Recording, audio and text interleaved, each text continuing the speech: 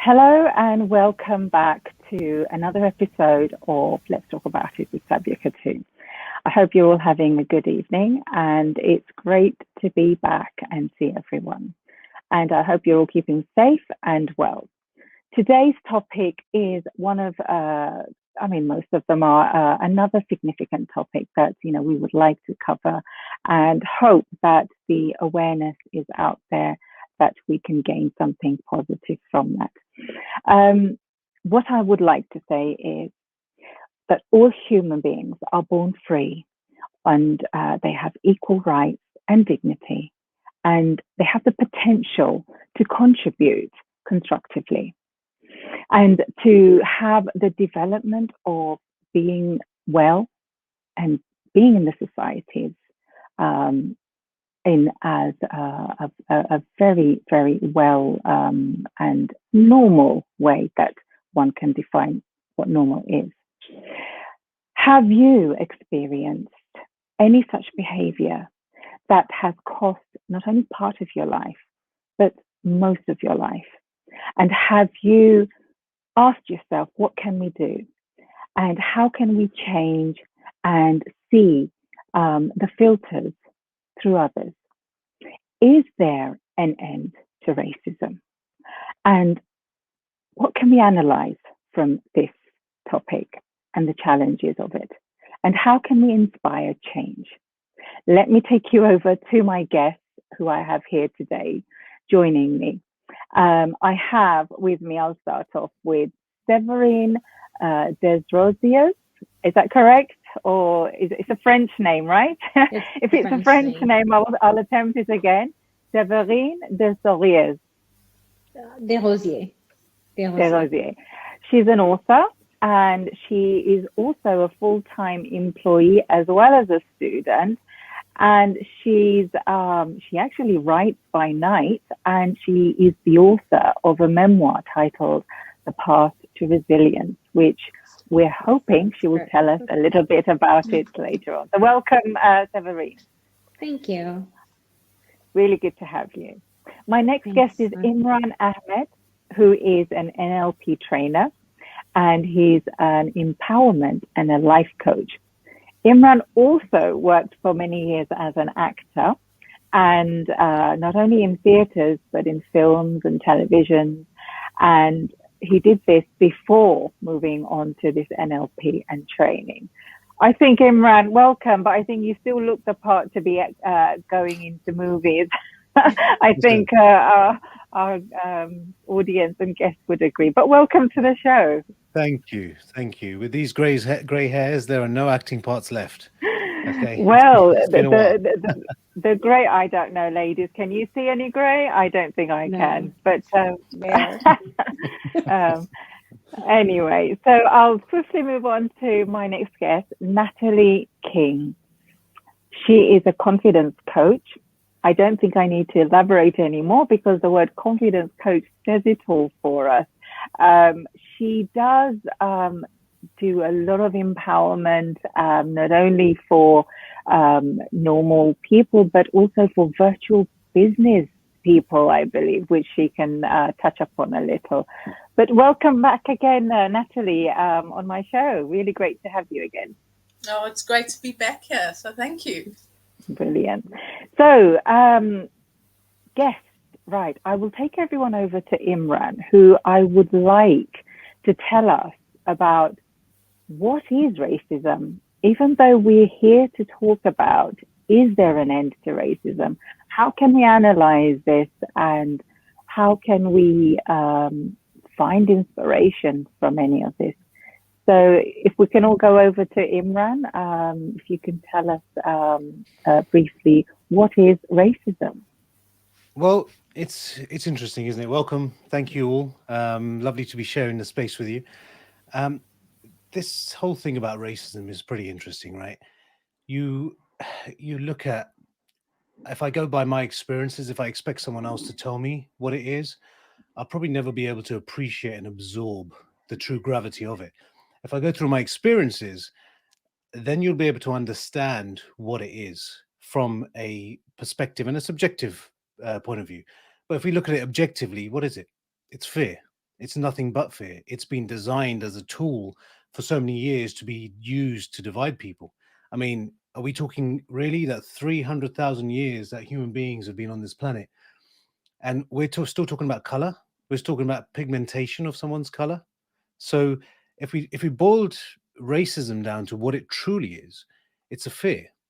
It's a fear of somebody else being different to who we are. It's a fear of someone else looking different, behaving different, culturally being different, their background being different, not understanding that that person has a similar belief system to most of us, has similar experiences to most of us, probably even more difficult or more challenging experiences. That person also has difficulties that we probably may not be able to understand. That person may have cultures that they belong to that allow them to be part of something bigger than themselves. So my personal experience is based on that very fear. So I grew up in a place in High Wycombe, and I realized that High Wycombe, I was in a community, similar South Asian community, similar looking people to me. I didn't see many other looking people, many other colors at this time. I just saw one color. I didn't think there was something wrong with other colors.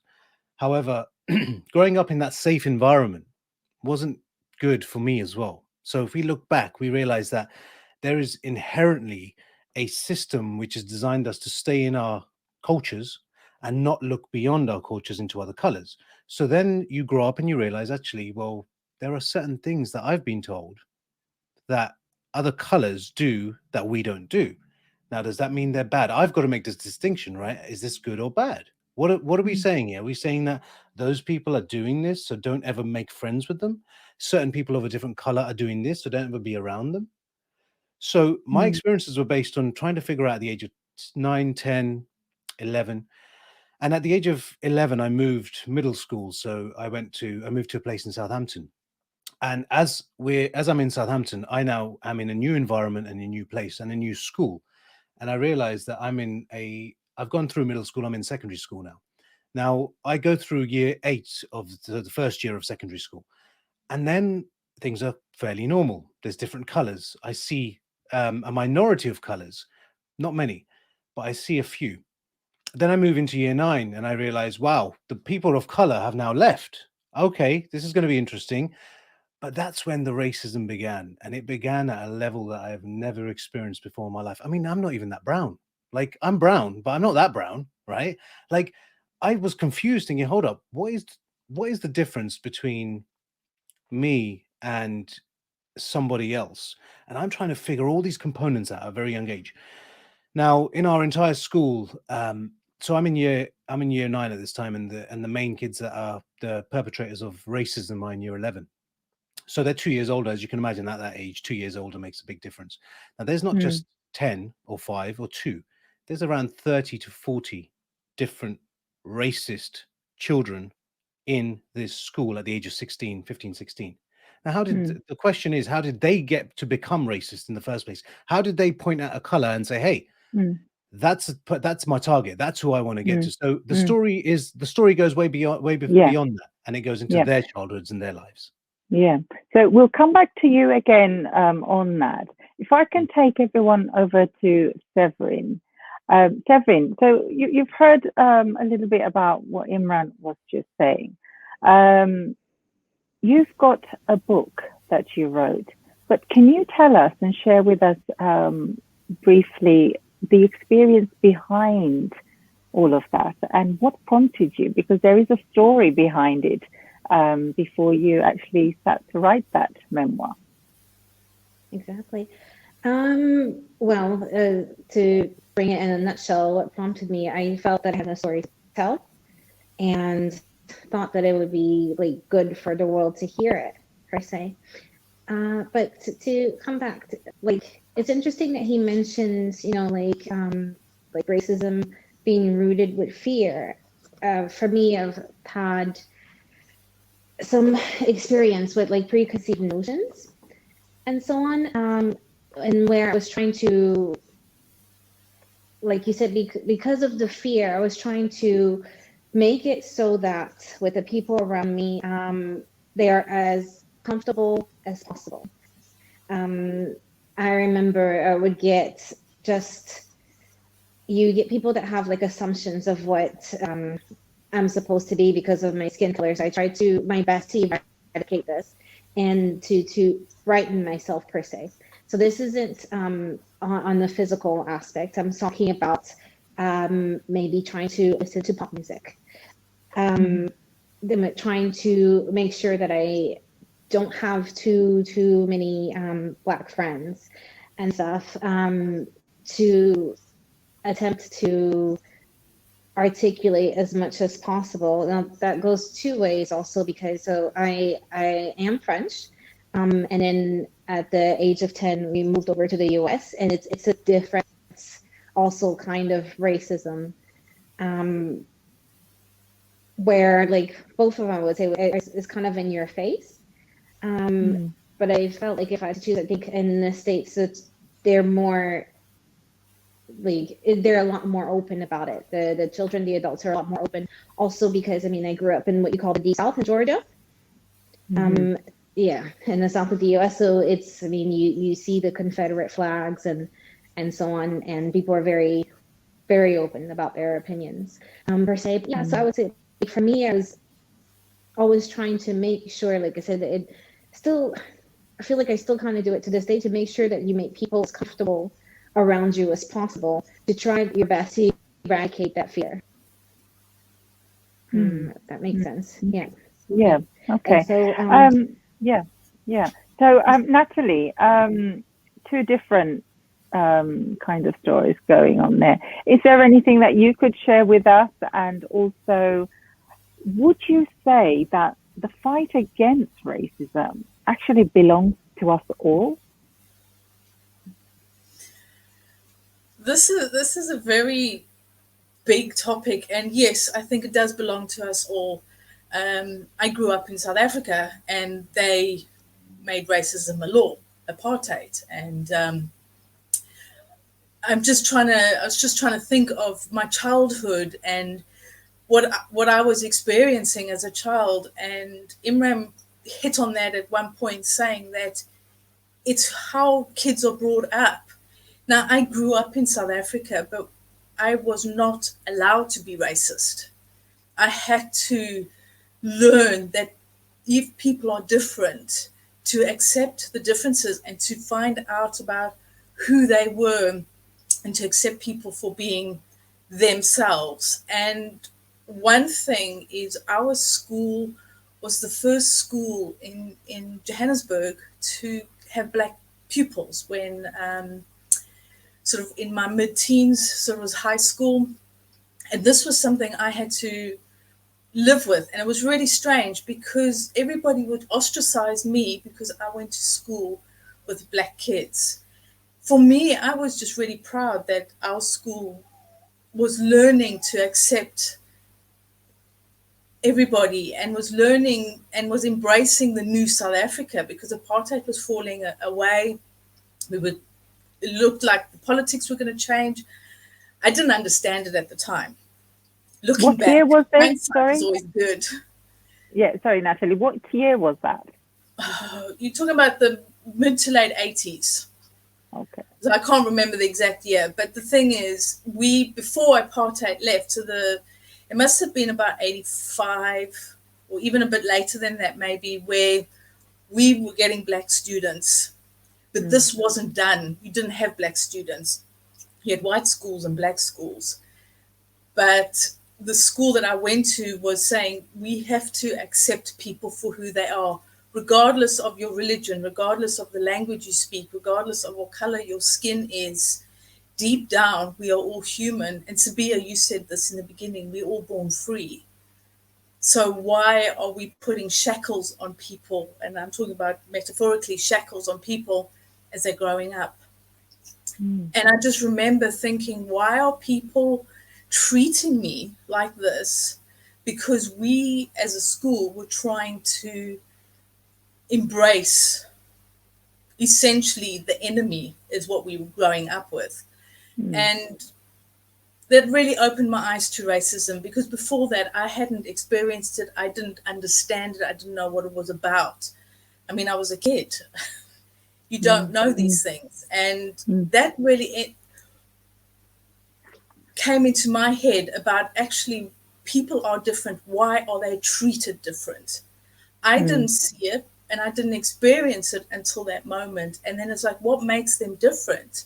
And I just thought that was because they were from a different political party.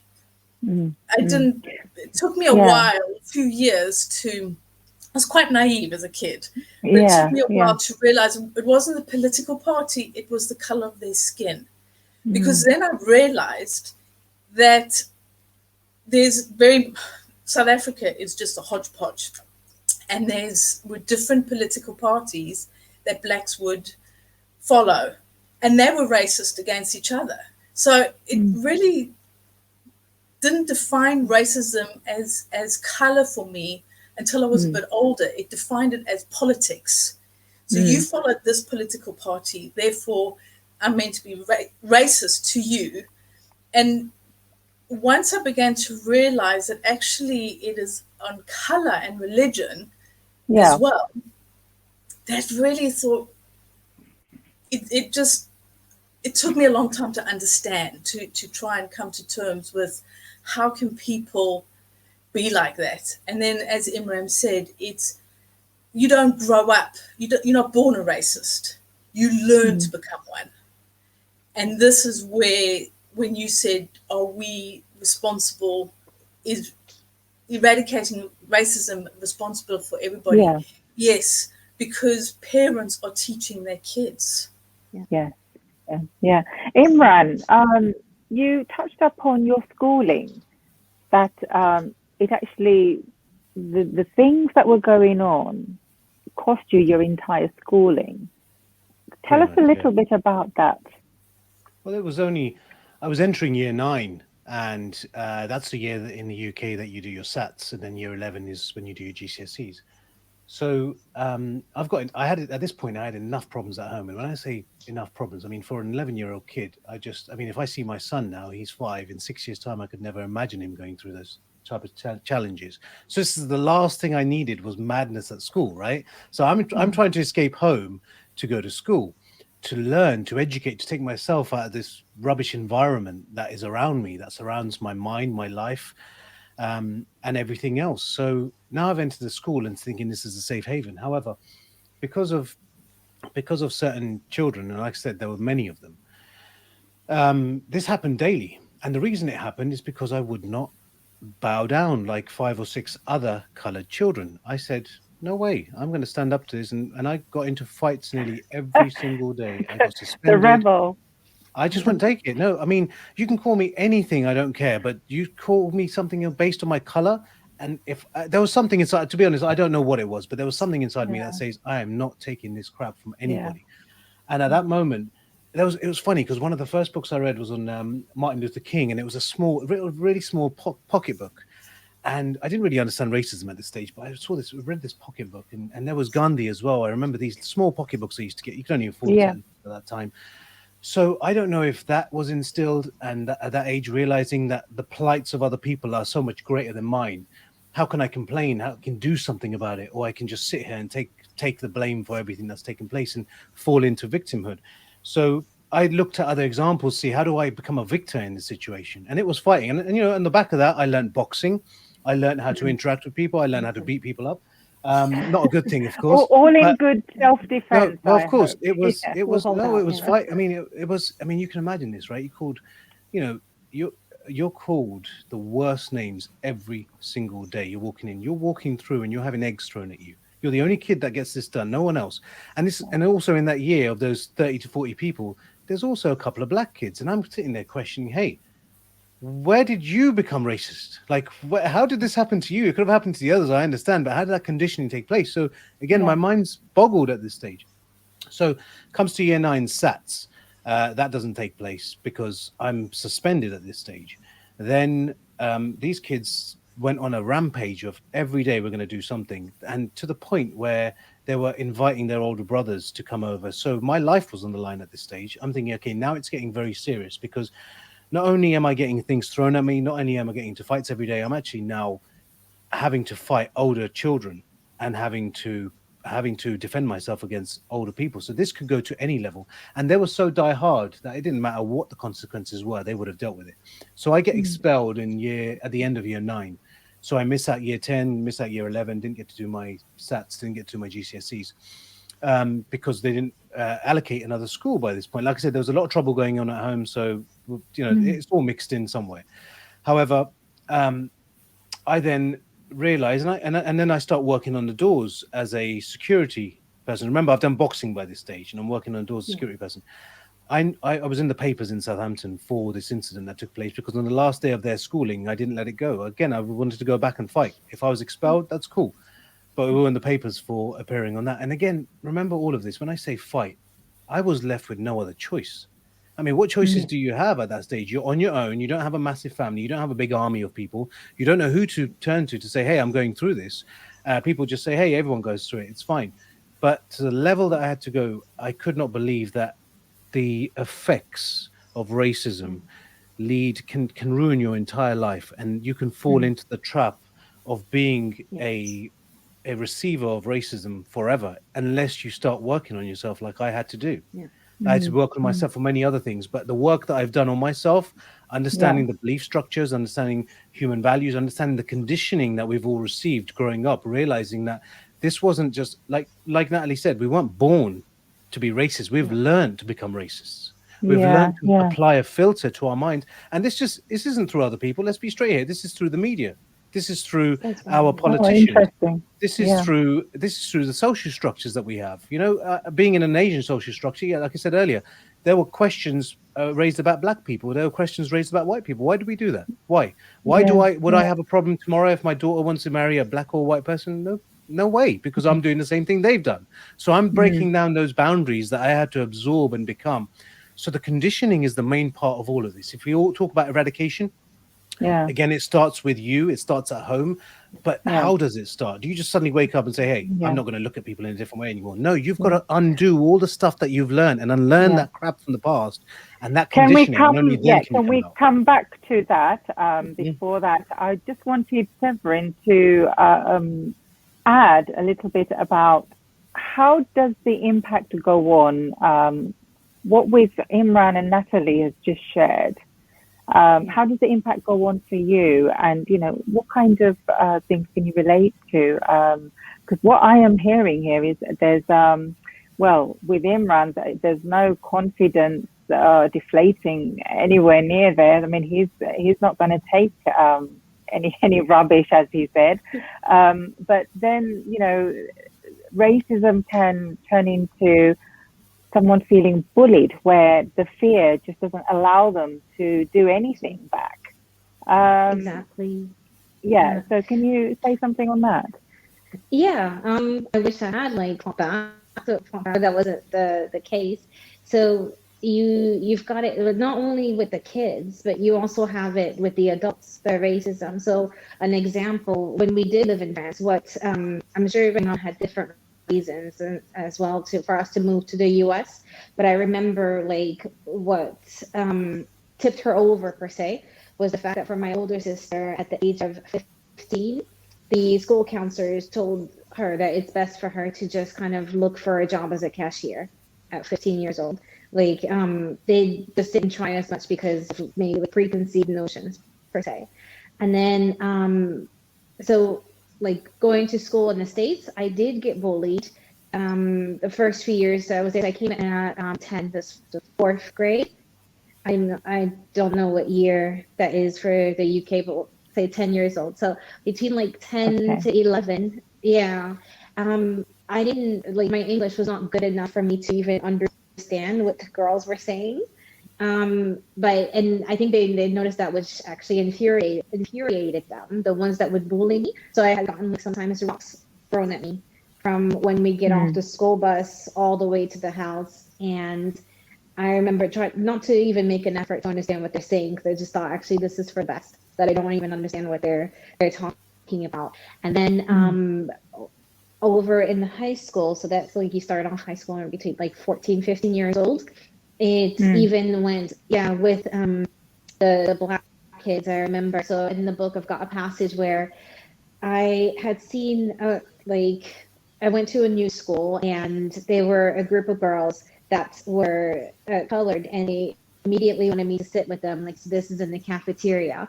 But so I did for the first few days. I realized we have absolutely nothing in common, and was like, okay, I'm a little bored. But then I saw like another friend that I had gone to school with who happened to be white, and I sat with her. Little did I know this caused a huge issue, because they were like, well, the black girls ended up like pushing me against lockers when I was on my own, asking me, like, why have I chosen this group of girls over them? That they saw it immediately as like me almost like renouncing my own per se, but it had nothing to do with that. It was literally, we have nothing in common. Yes, we may, have the same color. It's great. But this is somebody I actually knew from another school. So this was all this was. Yeah. Yeah. But then, like I said, I wasn't fighting, but it caused me some more to just kind of cave in to myself, especially because I had gotten from the one group is, oh, you're so articulate, for a black person. You're not really like the other black people. And back then I used to think that's a sorry compliment. for being so articulate and colored, Exactly. But Natalie, confidence boost here. Has there been any point in your experiences, that you felt that confidence deflation? I mean, today you are a confidence coach, was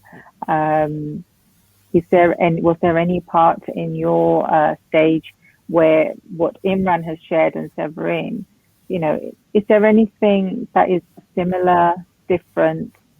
Can you actually see, it's more or less, it doesn't, I mean, I don't know if it's fair to say, but I mean, you just have to look at the colors we are here on the screen right now, getting on. Why can't we have more of that? For me, I was listening to Imran's story, and I was like, oh, I wish I'd had his guts when I was younger, to just lift up my fists and get into fights. It probably wouldn't have been such a good idea.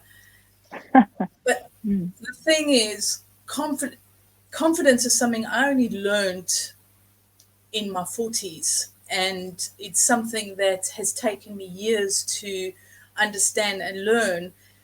And I appreciate that when we're going through school, confidence is usually the place where it just gets eroded and thrown out the window. But I think as adults, and maybe for those who are parents, to help, and even for schools, to really see what is the issue that's going on. How can they help? I was a little bit like Severine. I just went within myself and didn't try and be me, or just it took me years to actually find out who I was, because I just tried to blend, tried to be something that I wasn't. And that was through the bullying, not through racism, but more through bullying. But like Imran, you fought, and you took it to the other extreme, and really, Imran wasn't going to have it in a way, but it backfired, because obviously you did it as a teenager. You just, the fists, and off you went, and you learned boxing. And I have come across people who've gone that way, and who, like you, have paid the price for that. Whereas I went the opposite direction, went in and paid the price for that. So it's finding that middle ground, standing up for yourself. But you do need the support, especially if you're a teenager and going through school. As adults, we can learn who to go to, where we can go. There's more help. But if you're at school, it's assumed that your parents are there to support you. But if you're having problems at home, and school is your outlet, is your safe haven, and it's not safe, where do you go? Where do you go? Yeah. And this, I think, is something that as communities we need to find ways to help people or kids or teenagers or even adults, to build their confidence, to be able to stand up for themselves, maybe even, hit a punch or two. I do advocate fighting sometimes. Maybe Imran can give us some techniques and Exactly. But I skills. think if it's done in the right way, because when you learn to fight, so whether you do karate or boxing or taekwondo or whatever it is, you build a confidence, because then you don't feel so powerless. And most probably, I'm assuming here, so do correct me if I'm wrong, is by learning to box, you had a confidence that you knew that you could fight your way out of it. And hence, more boys were coming in because you could fight your way out of it. Would you say that, Imran? Would you say that's how it would make you feel? Yeah, I think the prerequisite to boxing, what led me there was obviously what was going on in my life. But what led me to understand and become aware was my spirit was suppressed. My spirit was dying inside of me, and I felt that this isn't right. Something is wrong. Something is wrong. I haven't experienced it. You've got to remember there's a huge paradigm shift in where I was for the first 10 years to where I am now in the second 10 years of my life. So that paradigm shift got me to really understand and look at things in a different way and say, hey, because again, this wasn't really I mean, we were on benefits. The family were living in that type of environment in terms of most of it was council. You can imagine the different types of things that go on there. You can imagine people's mindsets, but also we're talking back in the 90s. And once my spirit was clear enough to say, hey, you got to fight.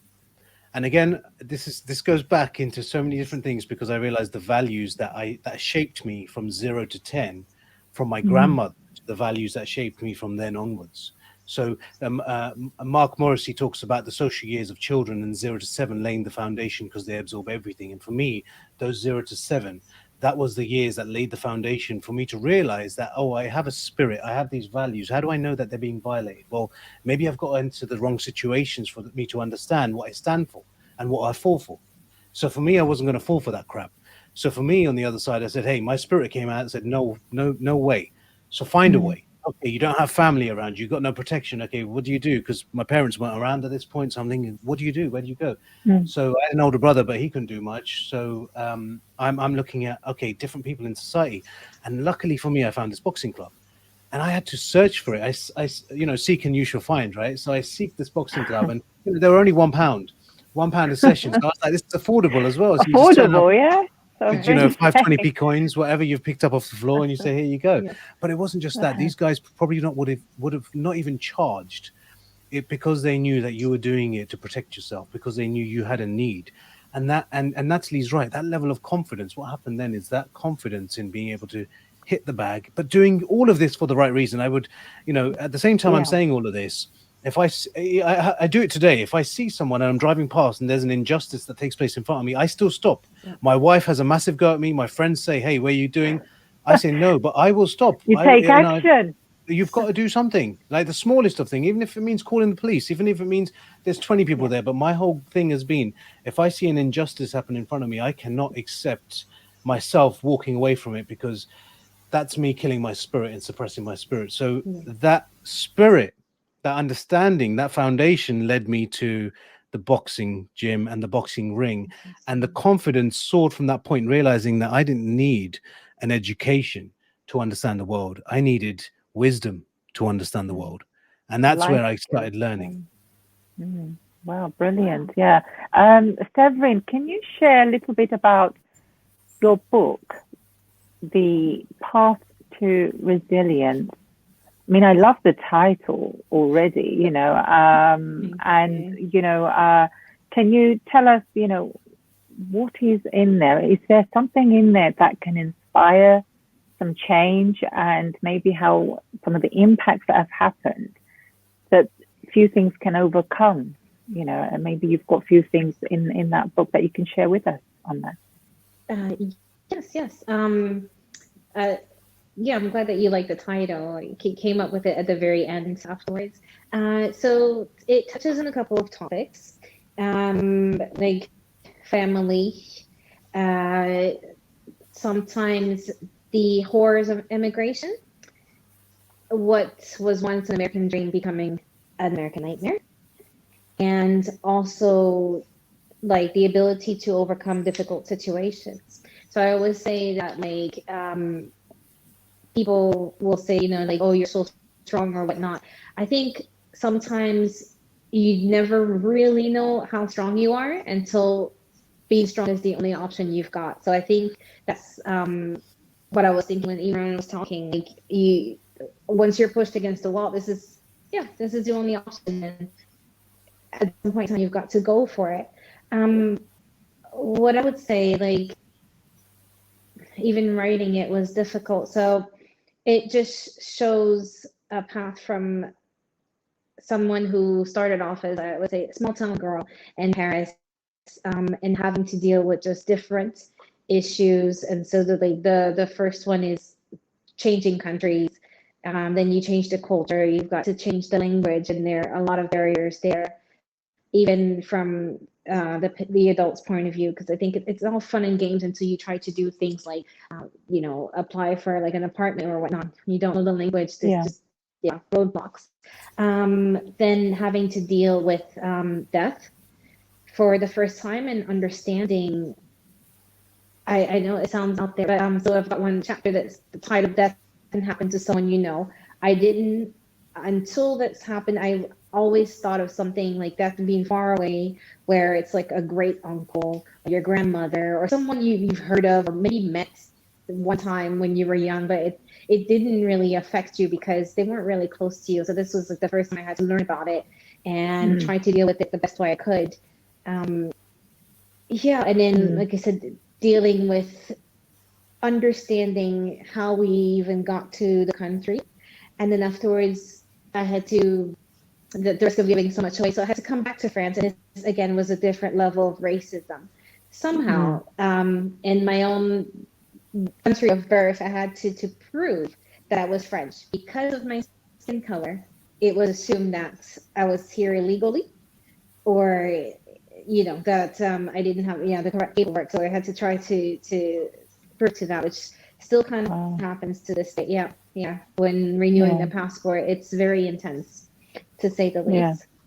So I mean, Imran, we're facing this even to this day. You did mention something that, it's no different. I know you wanted to say something about also some current situation that we had about racism in sports. Can you tell us your view on that, on this Euro Cup that we had? I mean, what do you make of that? Well, it's mad, isn't it? I mean, you look at the Euros or you look at the Olympics right now, and you realize that the color of someone's skin determines the value that they have in society as a whole. And the reason I say that is I'll start off with this, right? And I say this as an example every time. How many people got killed in Syria? And how valuable were those deaths? Did most of us? I mean, we just say it now. Let's take 1,000 people from the US and let's take 1,000 people from Syria, and let's see where the attention goes. Do people care? This is the problem, isn't it? This is our problem. This is why this starts individually from ourselves. And the moment we see people, youngsters, teenagers, most of them in sports, taking up a role, having to deal with the pressures, having to deal with the weight of everyone else on their shoulders, but not just that, having to prove their worth because of their color even more. So it's not the fact that they are just an individual that can just play a sport. No, they've got to prove even further because they're from a different color. Now, big burden. Huge. So what happened in the aftermath of the Euro 2020? I mean, I wrote an article based on Gareth Southgate, and we're doing the same thing that we did to him. I mean, there wasn't racism applied to him, but there was massive amounts of hatred. He became a villain overnight for losing the semi-finals in 1996. And we're repeating the same cycle. We're saying, hey, he's now our hero. We've vilified this man, but let's do the same thing to these three youngsters and see how they get on. And now let's do it in a different way, because we're not just vilifying them. We're going to make sure their color comes into the process as well. And it's just, it's horrible to see even someone like Piers Morgan making this comment today and saying what he said yesterday about whether it's silver or bronze to be the medals, or whether these people that are going up and pulling away essentially from the Olympics, that they should be held accountable for it in some way, shape, or form, as if mental health doesn't count anymore. Well, my understanding, sports is supposed to bring people together, right? You know, regardless, but it's here to stay. You know, I mean, our topic, which is, you know, is there an end to racism? You know, how can we go about solving it? If I can have just a minute or so from each of you. We are running to the end of our show. You know, it's gone so quick, honestly. And what kind of empowerment can we give out? What kind of inspiration can we say to viewers out there and people out there who are going through similar things, such as yourself? And sometimes it doesn't have to be a big thing, you know. You know, I mean, we're talking about people's self-esteem, their confidence level. You know, you don't need a big thing for that to go away. People's battles are all different, but for them, that level is different too, which, you know, I'm getting these messages from what I'm hearing from you all here today. So maybe, Natalie, if you want to just touch upon, you know, how can we go about, you know, resolving some of this that is happening? It would be great if we could solve it tonight. I think one of the things is ignorance is a very poor excuse nowadays. There's knowledge, there's so much information out there. To stay ignorant is just being lazy and not looking. And I think we can, as individuals, I think it's up to us to just lead by example.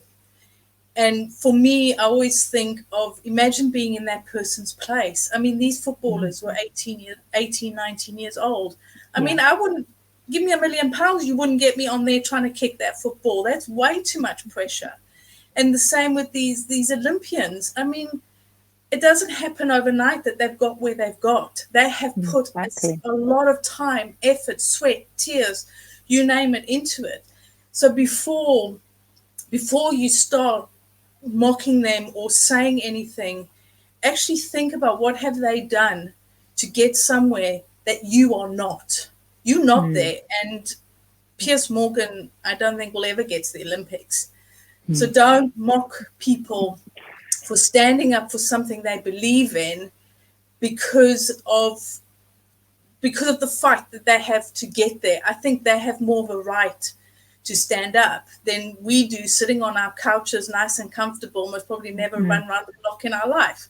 I'm talking about myself here. But the thing is, it is about leading from example. Let's teach others. Let's show others how not to be racist or how to be more tolerant of others, whether it's religion, sex, age, it doesn't matter what it is. And I think through that, it should hopefully, people might see us, especially if we're in a position of coaching or helping others or teaching or whatever, is somebody might see what we do and hopefully they will emulate what we're doing and it will go like that. So it's not an overnight fix, but I think we are all responsible for ourselves. And the biggest thing is, if you are ignorant, seriously, go and educate yourself. Go on Google, go ask people. The help is there. We're not living in the dark ages or in the 20th century even.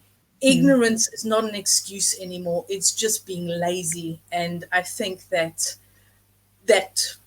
my opinion. And but I think we need to lead by example. Definitely. Imran, what can you add on to what Natalie's been saying?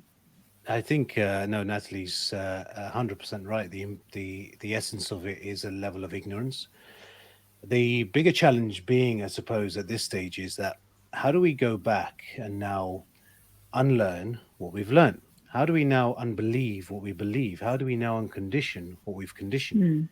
Now that starts with each and every one of us, because we have perceptual filters that we have no understanding of. How do we become aware of our perceptual filters? That's something we've got to turn on every day. That's based upon every single decision that we make.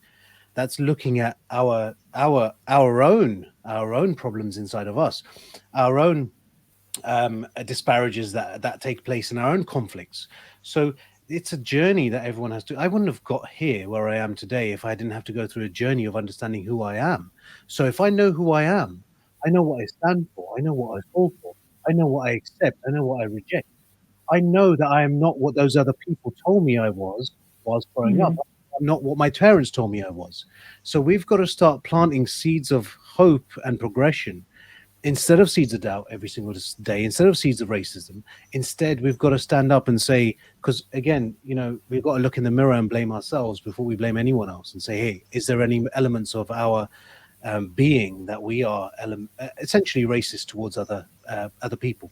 So it's a journey. It's not going to happen overnight. Like Natalie said, it's not happening overnight, but there are mental filters, and there's our unconscious mind that controls every single thing that we do. How do we get to the unconscious and we decode and recode everything that we have done in the past? That's processing, and that's playing like a track every single day.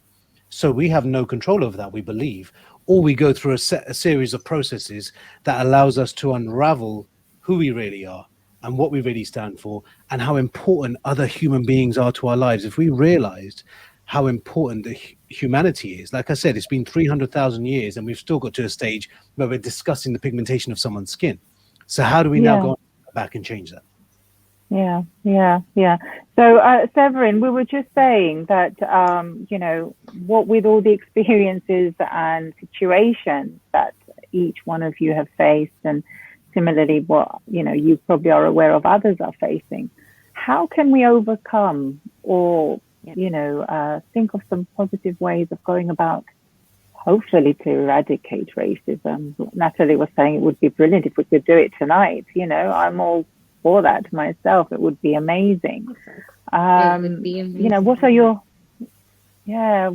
thoughts and suggestions that you may have? Thoughts and suggestions. So to touch on it, I would say, we'd have to unlearn. And sadly, this is not going to happen overnight.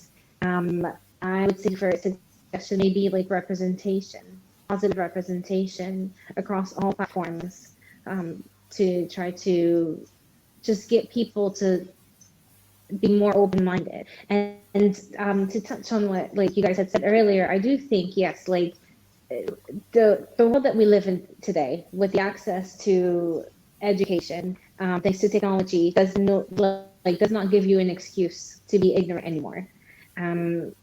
Like you said, I do believe that it is laziness, that it is a choice at this point now. We can start by taking off filters and trying to catch yourself when you're having the preconceived notions of someone. Like, okay, why are you assuming that because of their color of their skin, they're X, Y, and Z? So just think about it and work on yourself. It's like I said, it would be a slow process, but that's how it starts. And for the parents, like was said earlier, is laying the correct foundation for them, because I think that we're not born with it; it's taught. Yeah. Anything else you all would like to add on? I just want to say one thing, if that's okay. Yes, sure. Politics, right? We are looking for leaders now in our time that we've never had before. We don't have the Martin Luther Kings anymore. We don't have the Gandhis anymore. We don't have the John Lewises that stood up for the civil rights movements and segregation. We don't have these pillars that are pushing forward and fighting against this. What we do have are parties and politicians trying to divide even further. So be careful. Again, stand guard to the door of your mind every single day and realize what you're letting in and what you're not. And understand that these political parties and these politicians that most of us follow, we've got to look at their level of humanity before we vote them in. We've got to look at their views on other colors before we vote them in. And that's expecting leadership to come from the top. I'm not saying we do that, but we do it both ways. We expect the leadership from the top to not be people that are causing more division in society and media that are running the same function. But at the same time, we've got to look in the mirror and ask ourselves every single day how we stand guard and how we eliminate all our aspects of it, but we've got to stop believing in what we used to believe, but we've got to understand what our beliefs are in the first place to be able to assess them and eliminate them. So it's that journey, but be very, very careful of the people that you follow. And a good influencer will take you in the right direction. A bad influencer will take you down a downward spiral. That's not where you want to go. Brilliant. Can Natalie? I just add to that is, yeah, I agree with the politicians and the political parties, but there are some good leaders out there. They might not necessarily be leaders, but they are walking a authentic path, for better words. But find the right people to follow. Don't just follow because they are either famous or in politics or something. There are so many really amazing people. There are Martin Luther Kings out there. There are Gandhis, but you have to find them. They're not as there as you would like. And I like to think that when Martin Luther King, while he was getting known, nobody knew he existed. And we have to find our Martin Luther Kings for our generation or our time. We need to find our Gandhis, and they are there. They just need to be looked for, and then to be encouraged to come out and lead who needs to be led. But yeah, don't just follow anybody because they are famous or they are an influencer. And I'm not saying all influencers don't have a good path to follow, but just be really aware of who you're following. Yeah, thank you, Natalie. Exactly. Well, Yeah, let's follow each other here. I think this is brilliant, and you know, it's beautiful. And on that note, I'll have to say my goodbyes to you all. But thank you so much for coming and sharing, you know, your valuable experiences. And I do hope that our viewers can take some things on board. And you know, I'm looking forward to reading your book, Severine. You know, I'm sure Imran and Natalie will agree. The title is just The Path to Resilience. It's just, you know, quite a strong title there. But thank you again for coming and sharing. And I do hope that you'll come on my show again. And you know, I really wish there was more time. And you know, and I hope that we have spread out some education out there and awareness. So thank you again for coming on the show. Okay, so there you have it, people. Racism and any intolerant behavior are problems prevalent in all societies. But every day, each and every one of us can stand up against racial prejudice and intolerant attitudes. Let us embrace multicultural, multilingual, and multiracial society we live in. Let our strength be in our diversity. This is SABIA KHATUN for VOD Talk. Follow VOD Talk and have a great day.